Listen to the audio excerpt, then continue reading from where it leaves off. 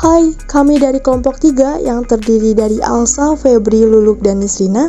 Kami merupakan mahasiswa pendidikan fisika, Fakultas Keguruan dan Ilmu Pendidikan Universitas Sultan Ageng Tirtayasa.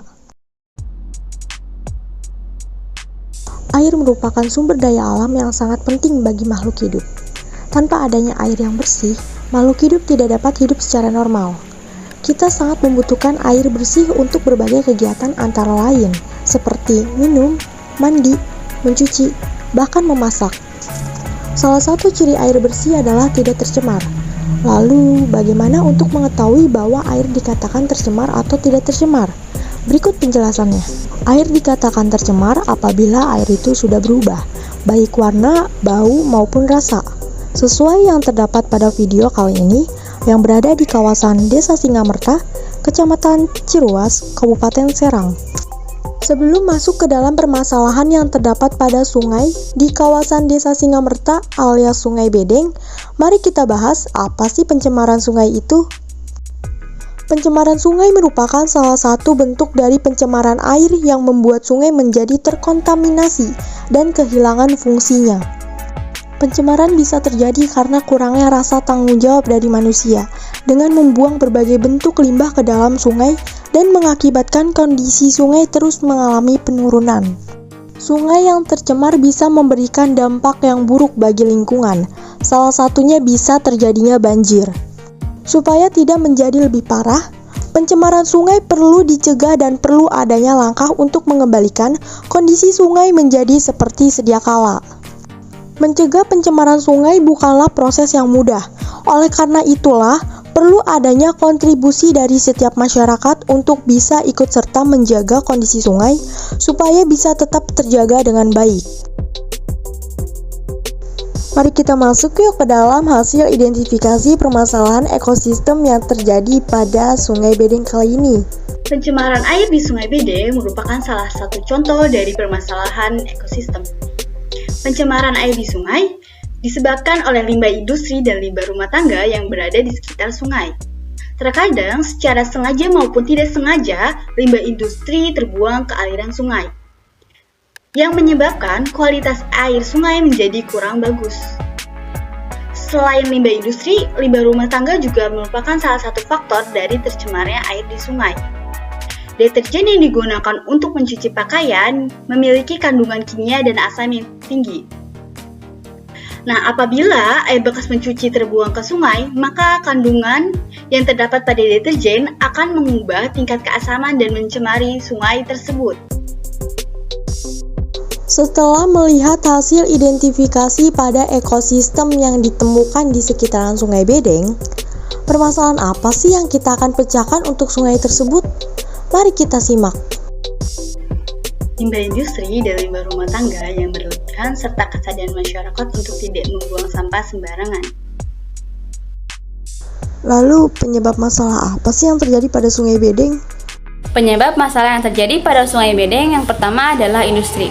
Industri merupakan salah satu penopang perekonomian daerah. Keberadaan industri di suatu wilayah dapat membantu meningkatkan perekonomian masyarakat setempat. Namun, akibat adanya proses industri, maka industri tersebut akan mengeluarkan hasil yang berupa limbah. Limbah apapun seharusnya tidak menjadi masalah jika dikelola dengan baik. Apabila suatu perusahaan terdapat keterbatasan dana dan kurangnya kepedulian pelaku pengusaha industri, maka limbah tersebut tidak dikelola, sehingga cepat atau lambat akan menghasilkan masalah di kemudian hari. Pertumbuhan populasi menyebabkan pencemaran air permukaan, termasuk air sungai, karena terbatasnya manajemen sanitasi dan limbah domestik, kekurangan pengelolaan limbah domestik, dan perilaku manusia yang berlaku secara tidak langsung membuang limbah organik dan anorganik serta limbah padat dan cair ke badan air, telah meningkatkan populasi air dan menurunkan kualitas sungai. Sumber pencemaran air yang berasal dari limbah domestik umumnya berasal dari kawasan pemukiman penduduk. Air limbah cair yang berasal dari hasil kegiatan manusia masuk ke perairan melalui lintasan yang berasal dari wilayah pertanian, pemukiman, dan perkotaan. Banyaknya aktivitas di sekitar sungai dapat menyebabkan dan mempengaruhi serta menurunkan kualitas air. Solusi apa sih yang dapat kami berikan untuk Sungai Bedeng tersebut? Solusi yang dapat digunakan untuk memecahkan masalah pencemaran air ini yaitu kita dapat menggunakan salah satu teknologi yang bernama IPAL. Nah, sebelumnya kalian tahu gak sih apa itu IPAL? IPAL atau instalasi pengolahan air limbah adalah salah satu teknologi pengolahan limbah cair yang bertujuan untuk memisahkan atau menghilangkan pencemaran dalam air limbah sebelum dibuang ke lingkungan sampai memenuhi baku mutu lingkungan. Nah, IPAL juga memiliki beberapa kriteria agar dapat dikatakan baik. Beberapa kriterianya yaitu, yang pertama, sedikit memerlukan perawatan. Kemudian yang kedua, aman dalam pengoperasiannya, lalu sedikit mengeluarkan biaya energi dan memiliki less produk atau yang biasa disebut dengan produk sampingan, seperti lumpur atau sludge IPAL.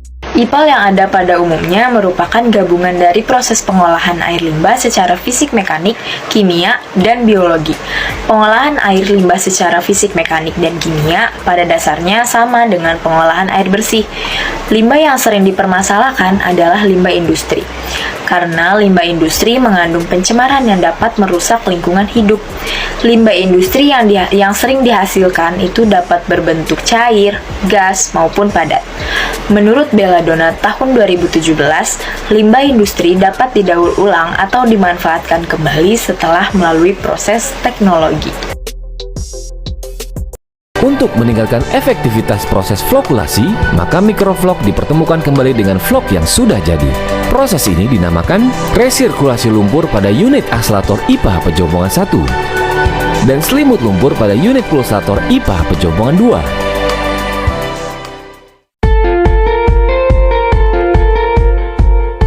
Sedimentasi atau pengendapan terjadi di bagian ruang sedimentasi di mana flok setelah proses flokulasi sudah memiliki ukuran dan berat jenis yang lebih besar daripada air bersih sehingga terjadi pemisahan antara lumpur dan air bersih.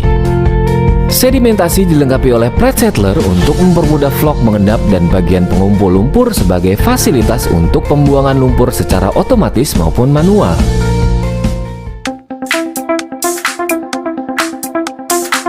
Filtrasi dan biofiltrasi adalah proses penyaringan sisa partikel padatan yang kemungkinan masih terbawa dalam air bersih keluar dari sedimentasi. Proses penyaringan dilakukan oleh 48 unit filter di IPA Pejompongan 1 dan 34 unit filter di IPA Pejompongan 2. Sebagai media penyaring dalam proses ini adalah pasir silika dengan spesifikasi, ukuran efektif, koefisien keseragaman dan ketebalan media pasir yang telah ditentukan. Selama operasionalnya, unit penyaringan memerlukan proses pencucian atau backwash untuk mengembalikan fungsi penyaringan ke kondisi 100%. Pencucian atau backwash dilakukan setiap 72 jam. Pada unit biofiltrasi ini, air keluaran dari sedimentasi mengalami penurunan polutan amonium oleh bakteri yang hidup pada lapisan biofilm yang menempel pada media pasir filter. Hal tersebut dapat terjadi dikarenakan kandungan oksigen dalam air sudah cukup tinggi karena proses aerasi pada tahapan penerimaan air baku.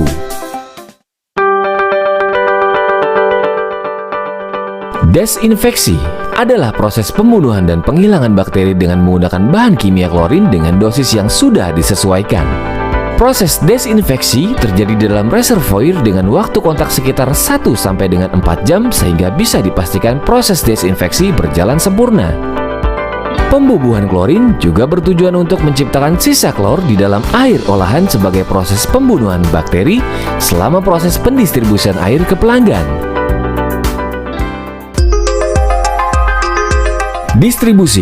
Distribusi air olahan atau air bersih melalui perpipaan dilakukan dengan menggunakan beberapa pompa distribusi. Target pendistribusian ini telah ditetapkan sebagai rejim atau target skema perpompaan air bersih per jam. Dan target volume harian di bawah pengawasan unit transmisi, distribusi, dan produksi. Air olahan IPA Pejompongan 1 dan 2 telah memenuhi syarat baku mutu air minum sesuai dengan Permenkes 492 tahun 2010 dengan 4 parameter utama yang telah terpenuhi yaitu kimia, fisika, bakteriologi, dan radioaktif. Teknologi SCADA untuk memastikan keberhasilan proses pengolahan air secara kualitas, kuantitas, dan kontinuitas Palija juga telah mengaplikasikan teknologi SCADA sebagai proses monitoring pada unit produksi, transmisi, dan distribusi. Safety. Palija juga peduli terhadap penerapan keselamatan dan kesehatan kerja dalam bisnisnya. Hingga, Palija telah memenuhi akreditasi OHSAS 18001-2007.